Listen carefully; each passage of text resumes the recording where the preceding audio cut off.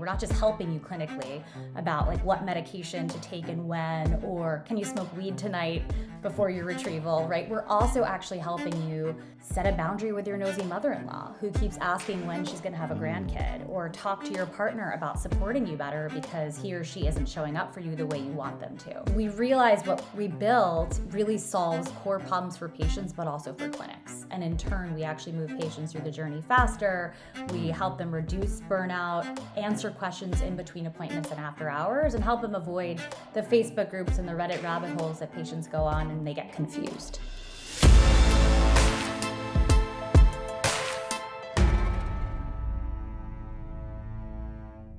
Hello, everybody, and welcome to another episode of Talk with Turek. It is a podcast about men's fertility and sexual health. This is Dr. Paul Turek to my right. My name is Rob Clyde. Paul Turek is one of the world's leading reproductive urologists. You specialize in vasectomies and vasectomy reversals. We've done a whole show on that, and I was one of your patients, and that's one of the ways we got to know each other. And so I don't know, it's been about a year since we've been doing this show, just so you know. And I think we've made a little dent. I think we have sea legs. I think we do. Speaking of sea legs, it's raining here in LA, pretty bad. Is it really raining? Yes. Now, we get busted all the time because we can't drive in the rain. Was your journey quite a journey this morning? Pretty impressive. I mean, when you put sheets of water on a highway, people from the East Coast drivers know you treat it like ice. You hydroplane. Yeah. And I saw people sliding all over at speed, and I was like, you need to treat it like ice. Yeah, I mean, give people two accidents on the way in. Really?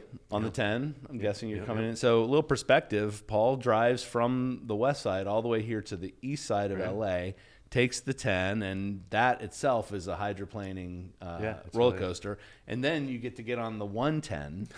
And the 110 is actually, do you know it's the first Route 66. It's the first freeway that was made I believe in it's California. beautiful. It's beautiful. It's also like a windy racetrack, and it has those on and off ramps that are not ramps. Fast. It's a stop sign, and you just enter The highway.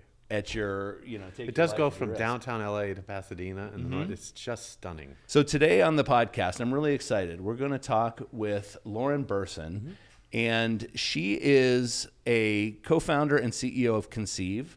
It's a platform that is using humans and AI to personalize fertility and pregnancy care for both patients and clinics. We're going to let her tell us a little bit about exactly what she does and why she does it.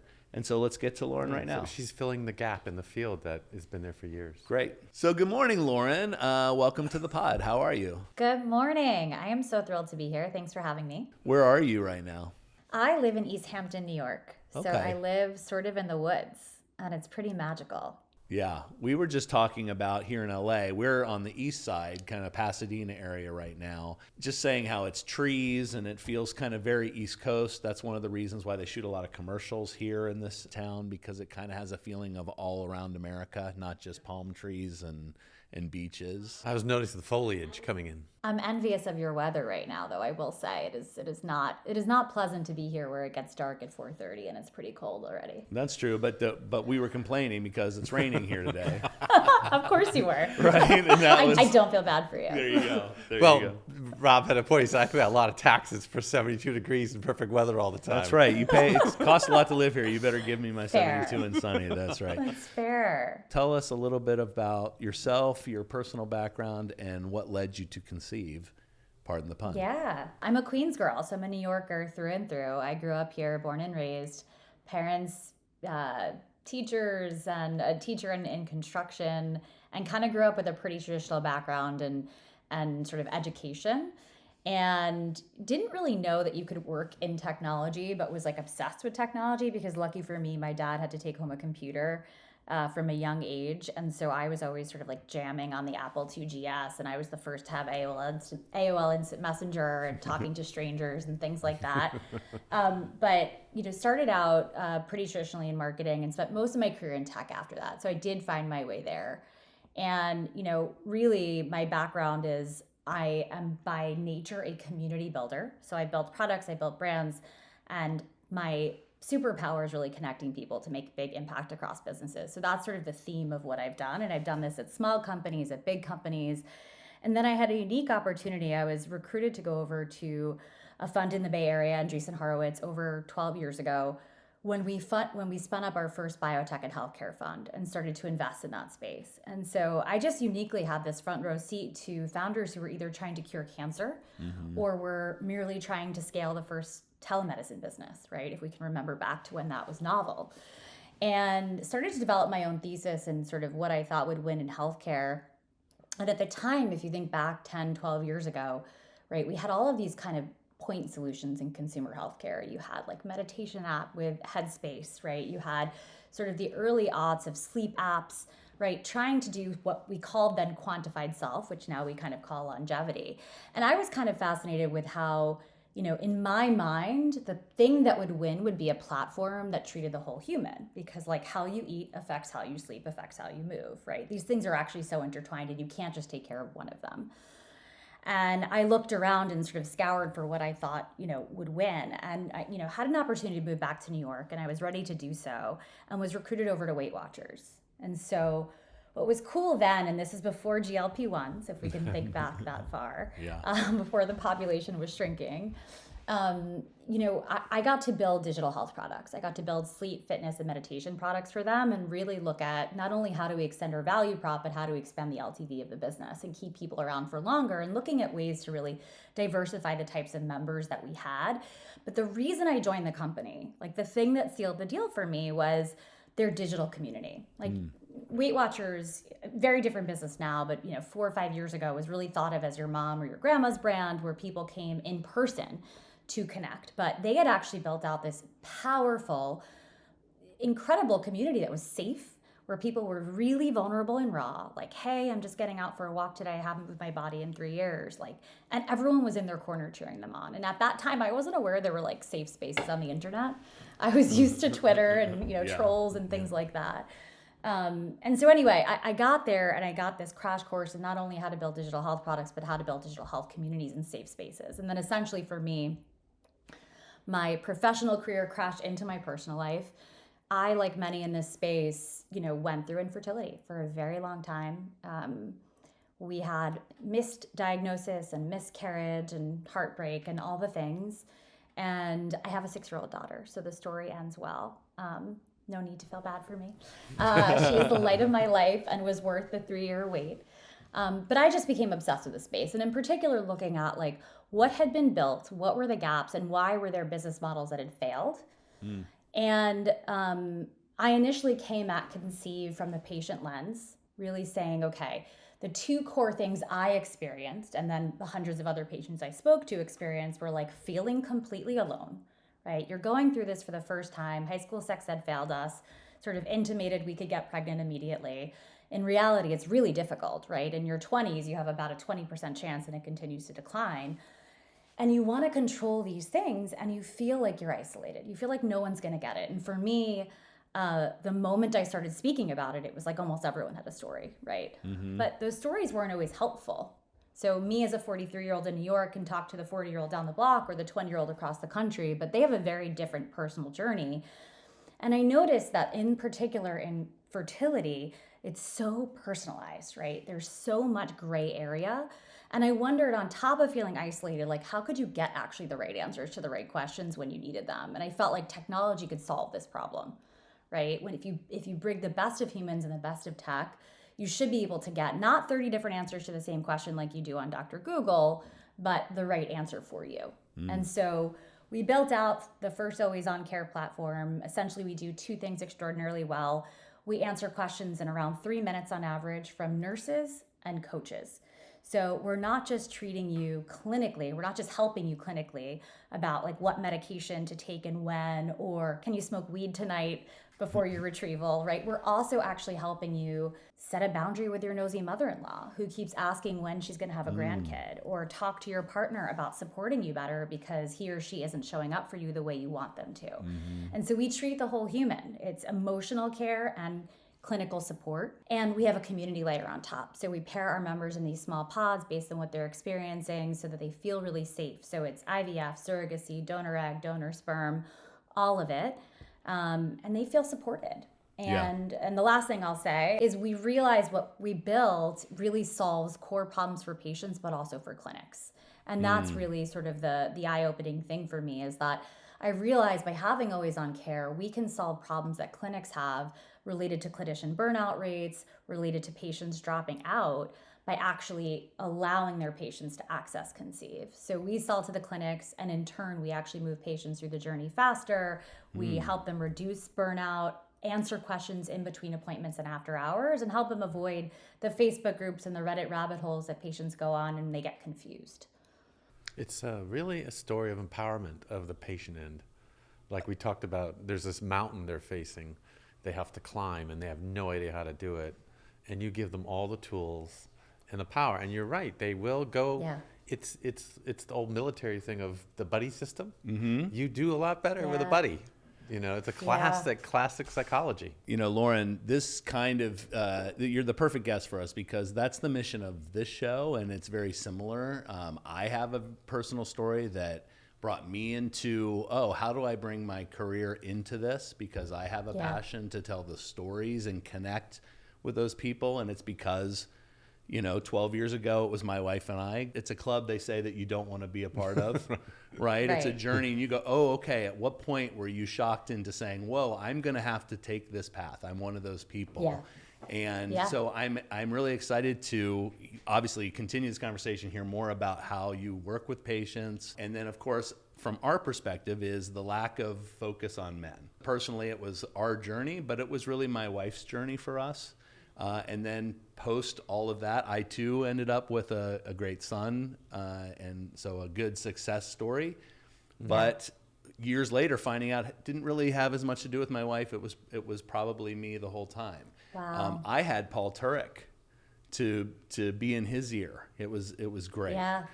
Honestly, the first question I ever asked Paul was we were on like a live Twitter, and I asked him, "Can I smoke weed tonight?" Just like you said, that was my question. And I went like this. Yeah. He went, no, you cannot. Definitely not. And that's when we knew we would like each other, right? So what does success look like for couples that join Conceive? We care so much about outcomes, right? Like when we think about how we can make a market difference, and it's one of the most beautiful things to be able to build a business where you're measuring success in babies, but also in reduction in levels of anxiety. Like we map to the PHQ-9 on these metrics of mental health care, because the reality is, if you feel terrible and if this takes over your life, you're probably going to drop out and not have success. And so we measure things like reduction in anxiety, improvement in optimism, improvement in gratitude. And really, there's so much of that goes along with the sort of clinical support we provide, but also that emotional support. And the one thing I didn't mention, which I think is really important, and what I kind of stole from the Weight Watchers model, is all of our coaches have been in the shoes of a patient. So they just have this really deep level of empathy and compassion to help you feel seen. And it's not about them talking about their journey unless it's asked specifically, right? But it's really just knowing that person really understands where you are, right? They've been through all of it, and that makes such a magical difference. Empathy. I agree. What about intentionally engaging men then? So yes. How's that going? Yes. Okay, so if you look back to my sort of fundraising blog post, this is one of the core things I've talked about and ranted about for years. I talk about it, I call it the infrastructure problem. Right? When you think back to the early aughts of sort of fertility tech, it tended to be these ovulation tracker apps, which are great, right? There's no negative about any of this, right? But this is what started out, and we called it femtech. And they asked women for when is your period, and when, trying to deduce when they might be ovulating. Helpful, right? Helpful as a start. Maybe not perfect, but helpful. I looked at all of those period tracker apps, and they never asked if they had a male partner and if that male partner had been tested. And you essentially got women to obsess over their cycles without even knowing that their partner was half of the issue. I didn't know men could have no sperm in their semen. I would argue most men don't know that, right? I don't know why we don't have, at the age of 21, men should just get a semen analysis. I'll come back to that though. So that's one infrastructure problem, right? That the technology that we started out with focused solely on the woman. Then when you're actually seeking help and you go into fertility clinic, it's usually reproductive endocrinologists. Obviously, great clinics have relationships with the Paul Tureks of the world and other reproductive urologists, either on staff or in their hospital system. But the reality is the care is oriented around the woman. right? And you hear these horror stories, and you guys have, way more of them than I probably do, but of 2 years in, women being poked and prodded only to find out their husband has no sperm, right? It's insane. And I think then you layer on the cultural issues, right? And you guys know this extraordinarily well, right? Where, some men don't want to be tested, or they don't want to feel like they're not a man, all of those things. But I say, I wish we could ejaculate eggs, because then we would know a lot more about our fertility. And literally getting a semen analysis is cheap, easy, and pleasurable. I know it can be awkward in a clinic, and I've heard horror stories about that, but to be honest, come on. I'm with you. Yes, a right? semen sample is preferable to a blood draw for a man. Yeah. I mean, it yeah. is something that we can get over. I feel like society is ready to have the conversation. You already had to start the conversation with a whole body, a whole person mentality of balance. It doesn't work if it's just an ovulation app. The mental part is very important too. So is the coaching of medication. So I applaud you on the wholeness thing. And now we're trying to bring the men into that wholeness, because that's an obvious gap, I would say. Yeah, this is the knot of it all. This is the knot, and your head's in that knot. And we're trying to figure out that knot of how to engage men. What's nice is the at-home semen collection business has exploded. I was involved with that for 30 years, and it failed every time a new product came out, at-home semen collection, because men didn't want to know. But now it's a combination of egg freezing, women worried about their fertility at a younger age, and now the time is ripe for Conceive. What are some of the touch points? What does a man experience when they become a member at Conceive? Is it a couples joined together? Yeah. And how do you approach them? Yeah. So the reality is, we felt really stuck when we got started in terms of how do we communicate directly with men, and how do we fight this infrastructure problem as an early stage startup, right? Because the reality is, women are still in charge of these journeys, and in a heterosexual couple, they're kind of at the core of it. And I felt personally like I had to be the problem, right? There was no way it was my partner, partly because I just didn't understand that, right? And as a very educated, resourceful person in my mid-30s at the time, it's sort of astounding to me. And so, we look at a couple things. One, of course, we engage the partner, right? If the woman is the core member, right? Since we sell primarily today to fertility clinics, how can we engage the partner and do a couple of things? One is, helping them understand that they have an outlet.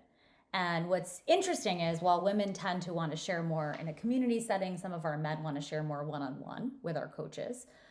We're also engaging them in ways to better support their partner, or get on the same page, right? Align on those decision-making pieces, which are so critical to moving forward.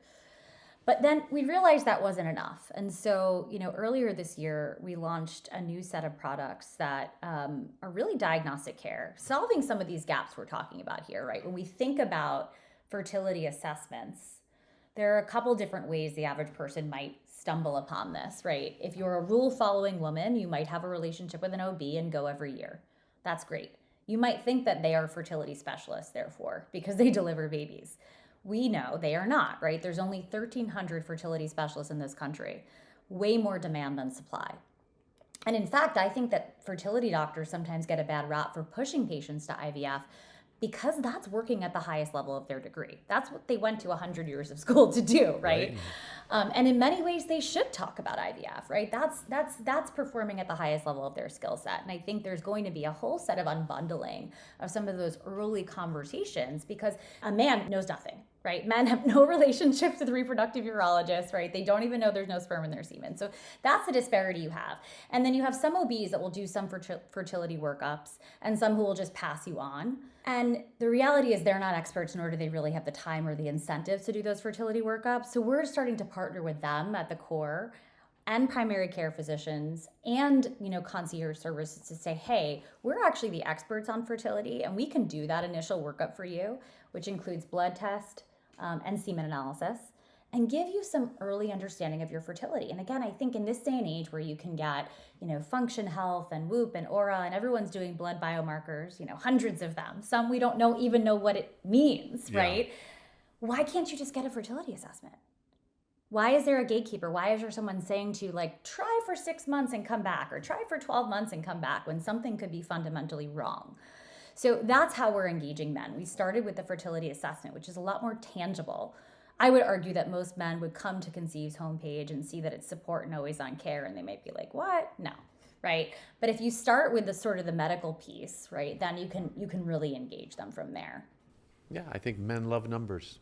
They do. I learned that too with men. If you show them their cholesterol levels or you give them a number, they will try to reduce it.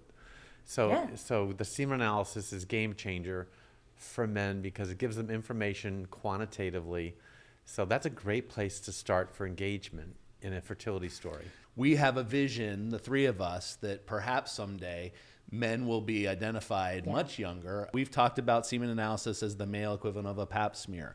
So it's just having a fertility conversation as humans that we haven't ever done. And what we're sitting here saying is, you're going to have to bring the men along with you at some point if you want to have healthy fertility conversations. I think Laura's got it right, which is you get them, or both of you get them young before they're entrained not to think about it.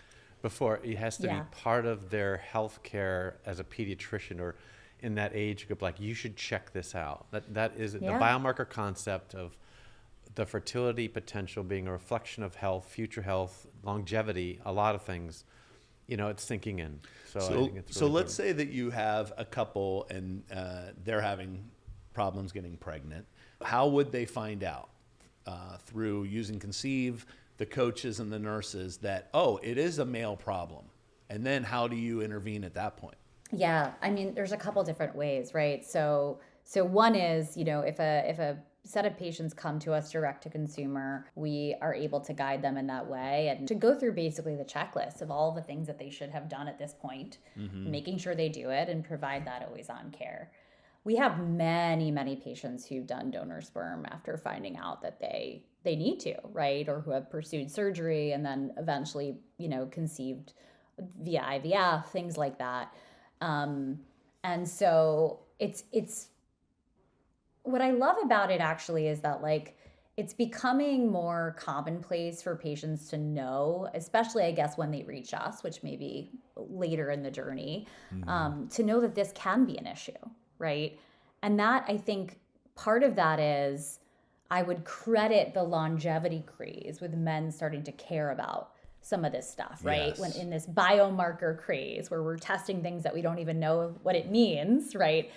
There is some interest in, okay, actually this is really something I should check in on, and almost a competitive nature to it, as we've talked about, Paul. So I think a lot of that is helpful, but I think there's just a lot more we can do. And, I think we've come a long way in the last 8 years. I say 8 just because that's when I became obsessed and when I started with my infertility journey. But I would say the cultural pieces and the stigma and shame, we still have a ways to go. I think the biohacking idea, longevity biohacking, is got the big plus for me, the medal on the chest, is that it'll get men to look at numbers at a younger age, and it's more preventative than anything else that's happened. Now, this whole thing is so new to mankind, not womankind, to mankind, right? So the whole idea of checking something out when you're healthy, you do it with your car all the time, right? You're changing the oil, but men do nothing for their bodies. They just assume immortality. So the whole idea of getting checked out is new, and I think it's time. I think Conceive is all over it, and the biohacking concept, give them a number. I think it's all going to come together, and we're going to be able to this is a dream of mine as a fertility futurist, which is get the information early because you can act on it. We have data now, what happens later on. And technology. So Lauren, tell me, where is AI living in all this? I know that's a question on everybody's mind. Is it getting better? Is the process going to get better? Is the science going to get better? How are you all using AI? We use AI and have from the early days in everything we do behind the scenes. So when I say we answer a question around 3 minutes from nurses and coaches, we're not saying hey, got your question, Paul, be right back, right? We are answering the question. And the reason we can do that quickly in a way that makes you, Rob, feel like we know you is because of AI. So we do everything from route the question to the right person based on what's being asked. So if it's more of an emotional question versus more of a clinical question, you want to go to a nurse or a coach. We then bring in smart status. So we'll say, Paul is doing IVF and they're in their retrieval phase. We then bring in the last insights from conversations that Paul has had with us. We also draft responses based on the tone and personality of who's answering the question, which is eerily accurate down to the use of emoji, although sometimes AI tends to use too many emojis. We're trying to dial that back. And one of the main things that we do, in particular when we partner with clinics, is we bring in their standard operating procedures into the chat, right? So if we are part of, RMA of New York, Dr. Copperman is going to answer a question different than Dr. Seacon. We know that. And if that patient is Dr. Copperman's patient, we're going to answer it the way he does, which really just helps provide clarity and reinforcement of care. Because the last thing that you want is for patients to then read 30 different things on ChatGPT and get really confused, right? It's providing that clarity and reinforcement that is so critical. And so we do that really well. I have been steadfast until recently that patients come to us wanting to talk to a human. So when you talk to Conceive, you are never talking to a chatbot. It is always a human. I think that these things are changing, right? Like desires, in particular, I saw that study out not too long ago that one of the top use cases for ChatGPT was therapy, which blew my mind. Yeah. Yes. But right, there's an element of it is like the TMI stuff, right? It's the stuff that you might be too nervous to say to somebody. Like once in a while, we'll get someone ask us, like, can I have an orgasm before a retrieval, right? They'll ask us some of those things, but that for every one, there's like 20 that haven't been asked. Sure. And so I think there is a unique place for AI solely, which we have incredible data layer that I think makes our answers better. So you'll start to see that from us. But really, like the efficiency case for healthcare businesses is what I'm so bullish on, and that's what we're really focused on. So they are really creating the smoothest path up the mountain.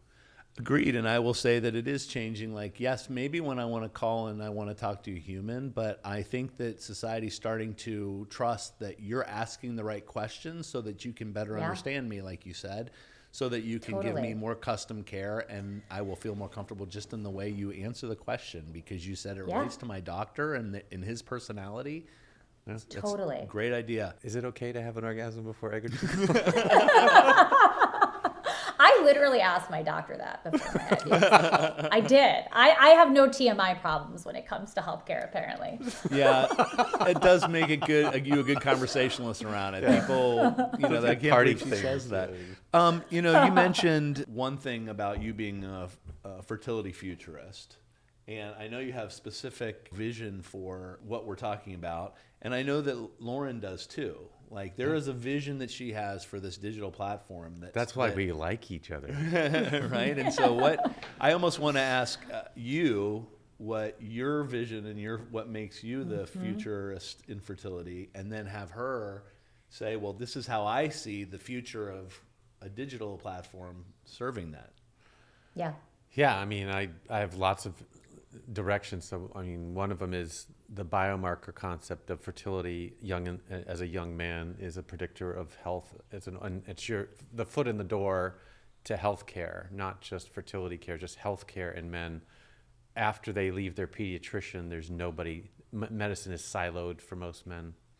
And so this would be a great opportunity. And they have an in, and we've talked about this, Lauren. I mean, you have an in at a place where no one has gone before, right? And so you're taking the kind of the soft side of it, it's the human side of it, I would say, and making it more palatable, which is a great way to go, right? So another vision I have is making sperm from skin, because that will treat a lot of diseases, and I'm trying to raise money, and so that is something I have to see before I die. Another futurist vision is, I think a lot of male fertility and maybe female is relatively unexplained, and I think epigenetics, which is a relatively new field, is going to fill the gap to the point where I as a scientist, I've done genetics, epigenetics, proteomics, metabolomics, transcriptomics. We've not figured a lot of things out over 20 years with the best scientists in the world. So I took a ride to the Eastern medicine and realized diet and lifestyle are probably tremendously important, and it's the epigenetics. So I can't wait to see that unfold and come full circle. Agreed. So Lauren, what are some things that you see as the future where your platform is also accomplishing some of this stuff? Yeah. Oh, there's so much I could say there. And I love what Paul said. I think a lot about, part of the issues we have, our research hasn't advanced as fast as we'd like. I think you also have like incentive issues. So I'll talk about that and then I'll talk about the future, right? Because reimbursement rates are so low for looking at things like endometriosis or, adenomyosis. I actually astoundingly just found out I have adenomyosis, which who knows when I actually developed it. So, but what if I've had it all along, right? And it's sort of been this silent piece because I had unexplained infertility too, which is about a third of patients. And it breaks my heart every time because you almost want to find an issue so that you can fix the issue. Sure. And that is just not the case. And so you're chasing something that doesn't exist. But when I think about kind of the platform piece and the science piece, I also think about sort of the infrastructure and the reimbursement, right? Because if OBs are not really incentivized to look for things like endometriosis outside of a fertility journey, like it's just never going to be found. And so there are biotech companies trying to solve some of these problems, which I'm excited about as well. My daughter gets her period in 6 years, right? Like if she has debilitating cramps, instead of just taking birth control, which I have no problem with birth control, by the way, it's wonderful. Like I'm not against that, right? But to sweep those symptoms under the rug, like maybe there's some identification of like what's causing that, right? So that we don't not look at it for 20 years and then find out she has a problem too late.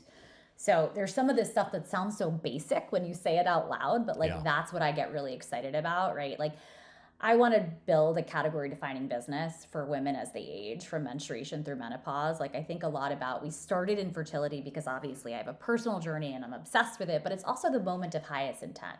It's the moment where you really pay attention, right? You're so engaged and you're like, okay, what can I do to solve these problems?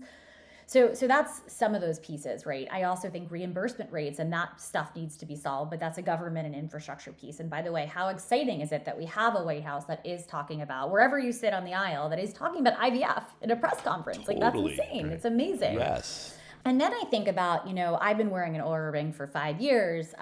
There's tons of different, always on measurement tools like Aura, right? How do you integrate these things to actually find out like breakthroughs, right? I think a lot about even the data that we're sitting on.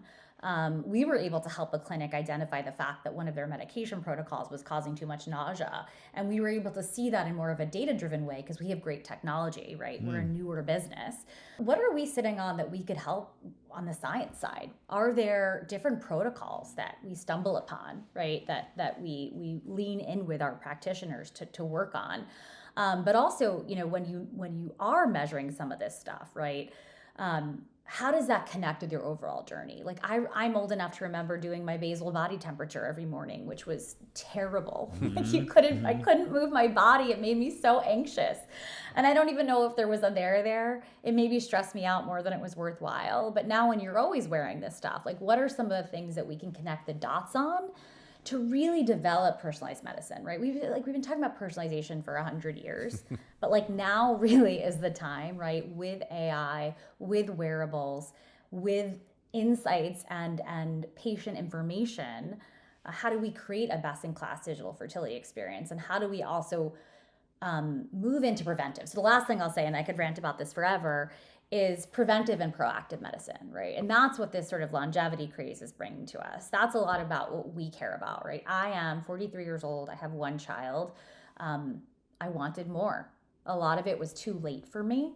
And it was because of my lack of understanding of why IVF was the right decision, probably in my mid to late 30s.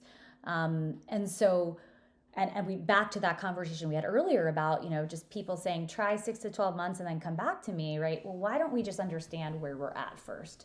So preventive and proactive is something I care a lot about, and that's something we're obviously building.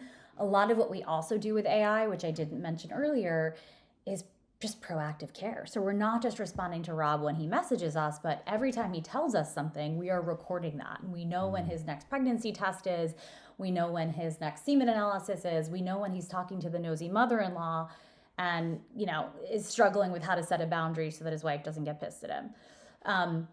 These are things we check in on, and I think this really changes the game. We also provide those insights back to the clinic so that they can do the same. And I think when patients feel supported in that way, like, it's just common sense, they move through much quicker.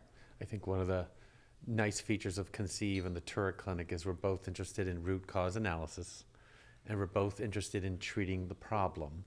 And you've been talking about this a lot, Lauren. And if you look at all my visions, it's all about finding the problem and fixing it, not necessarily patching it with technology. There's a lot to learn about men. For example, isotretinoin, our new paper on isotretinoin, giving men I'm glad you're vitamin mentioning A, this. making sperm out of nowhere is Breakthrough.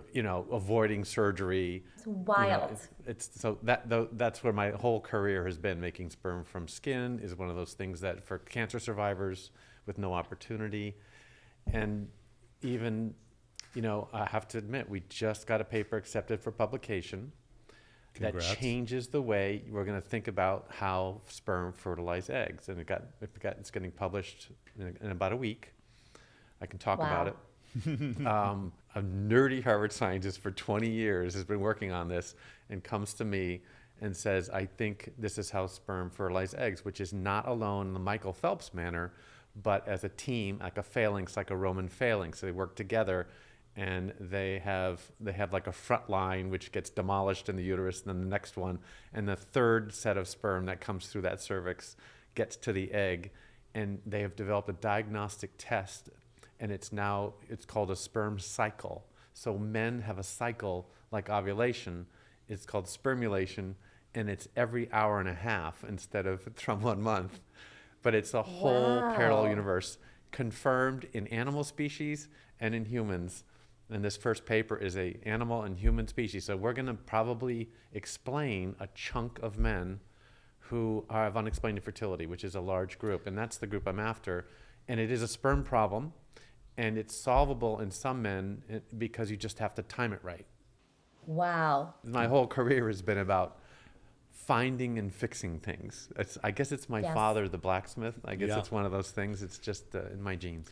Obviously, we're doing an episode on this next. A deep dive, yes. What I'm hearing, and I kind of play the everyman on this program, right? Like, how does all that and what you're saying about products and digital platforms, and you about making sperm from skin and phase 3 sperm guys coming in, and like, what does that mean to me, right? And I would say that the longevity craze is a good place to start, to say, I think humans are starting to understand that we can have personalized healthcare through the help of AI and wearables, and doctors that believe in it, and missional corporations that say, right, this is just an issue. Well, let's just go attack it. Insurance is a huge barrier for all of this, and government intervention too, and their sign off on it. All that is changing. That's what we're saying. For the better. It's going to take a little bit of time, but I think what we all agree on is that it's going to grow and change at such a quick rate now because of AI, because of capitalism, because you identify this need in a whole group of people that are like, I would pay a little bit of money to be taken through this process. And the third thing that I will say that I'm really excited about is that it's potentially our fertility, and what actually keeps humans surviving, which is conception, might be the base for our overall health, right? And that's why I get excited. Absolutely. Because we're not just in the men's health niche here on this conversation, or in the men's fertility conversation. We're on the men's health conversation. Absolutely. And now with people like Lauren, we're in the health conversation. It's a health conversation. We need people like you, Lauren. And so tell us, how's business doing? Right? Like, can we help get more people to be believing the way we are? So tell us a little bit about business, your model, and how things. And where do they go to get information? Yeah, and how do they Your go site. ahead and start? A business is going really well, and this is my second child, so I pour everything I can into it. But we're growing really, really tremendously. We are partnered so we have a direct to consumer offering. We'll always have that. So people can find us if we're not partnered with their clinic, but we are partnered with 2 of the largest clinic networks in the country, and we're expanding through their clinics. And so when they show up as a patient, they find out about us in a couple different ways. One is, postcard in the waiting room or the consult room. 2 is a dedicated email or portal message. 3 is an after hours message. So if you reach them after hours in the portal, it might say, we're closed for the day, but you can contact Conceive. So we're really kind of embedding into the workflows. Right after the new patient visit, you'll get a follow-up email and there will be some information about Conceive. So trying to really just, provide awareness to our support, and that's where we excel, right? Everyone that walks through a fertility clinic doors can benefit from Conceive in some way, whether you're doing preservation, so you're there for a couple of months, or you're at the beginning of what might be a longer journey. Additionally, we provide pregnancy support. So we do not stop once you're pregnant. So members can sign up directly from there. We have L&D and OB nurses who are just extraordinary at what they do. The questions and anxieties don't stop there, obviously. Sometimes they get worse, right? Will this be viable? Like, what tests do I need to do? Should I do an amnio? All of that. And we even help a bit on the postpartum side. So far we haven't really built out our offering so deeply there. So sometimes we find that patients are still with us, like, and their baby's a year old, and we kindly say, we're going to have to part ways. But our vision is to extend with her and grow as we do. But we're doing really well. I think secondly and importantly, our newer offering is diagnostic care. And this is really preconception. And we're looking at ways we are partnering with OB clinics and, primary care clinics to just really create that awareness level. So when patients come in and they ask about fertility, or if you just proactively mention, hey, this may be something you want to check out, we can do that and get out to those patients. So I think that awareness is key. And it fuels the rest, right? One supports the other. Agreed. I think our hope is to engage the audience earlier too, so that you can get out there, not just when they have a 1-year-old, but 2 years before they're thinking about it. It would be great for them to get a little bit more information. You said your journey right now starts when they meet with their doctor and there's a issue. 2 ways, right? With the fertility clinic, it's when they're already in the journey. And then for our diagnostic care, it's really earlier, right? And we're looking at better ways to get out the message It's of the grassroots just level. get an assessment. Yes. Yeah. Well, I mean, that's what we're doing here. We're trying to help with that, right? Yeah. I think another 30,000-foot view parallel universe here is that the biomarker concept of fertility in men being a harbinger of health, the canary in the coal mine for their health, is very clear now. It started early on, maybe 15 years ago with some of our papers, but it's also true in women. And I think it's an H, and you can cross, and there's another parallel universe that I think is underdeveloped, is that, PCOS and all the things that affect women have longer implications for their health. And I know there's groups and grants available to look at that, which is fabulous because it's even better now. You're absolutely right. I mean, there was a recent study on PCOS noting sort of 3 different kinds of PCOS. One was correlated with higher sex hormone binding globulin, SHBG. Paul, you might know it better than I do, which is one of those damn biomarkers for me that's always been high, and no one's ever known what that means. So there's a lot more to come here, and I'm excited about the smart humans really trying to build in this space and do this research. Yeah, and this is another avenue for your big company, which is, okay, we got you through your fertility, but there's implications for your future as a woman and a man. And this is what we recommend you do, right? I mean, this is great, proactive, preventative medicine. For both of you, for men or their partners listening today, what do you think is the single action that you want them to take this week? Get tested early. Yeah. Come to Conceive, go to your clinic, go wherever, right? But just get that information, because that information is a marker for your overall health, whether you are married, single, any of it. It matters. That would be my message too. Okay. Get tested early. And get tested before there's a problem. Okay, great. Know your numbers. A couple of lightning round questions. Paul, what's a myth about men and fertility that you want to retire for good on the show? I'm not part of the problem. It's my wife's issue, my partner's issue. Yeah. There you go. Is that a good one, Lauren? That's exactly it. How much mental coaching is being done versus physical coaching? It's interesting. I think we did an analysis at one point, and I think it was roughly sort of 60-40 in terms of the questions that come in, or more 60% more clinical, 40% more emotional support. And some of our members mostly lean on us for emotional support. And then some of them are just firing away the questions that they would ask ChatGPT instead.